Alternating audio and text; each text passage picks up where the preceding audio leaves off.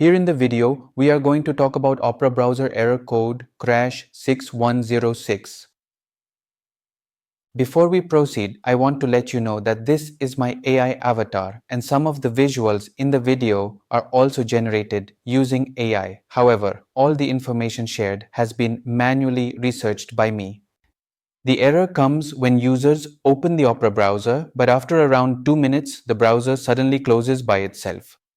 According to our research, this error may be caused by a bug in the Opera browser, outdated browser or operating system, or an issue with one of the browser extensions. The first thing we suggest is to close the Opera browser and restart your device. After restarting, check if your Opera browser needs to be updated. If yes, update it and check if the error still comes.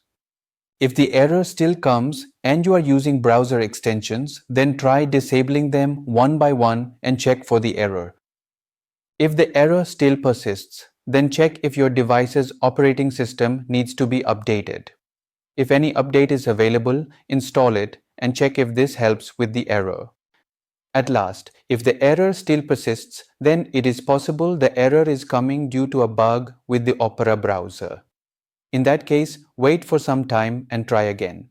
Meanwhile, keep an eye on any upcoming Opera updates.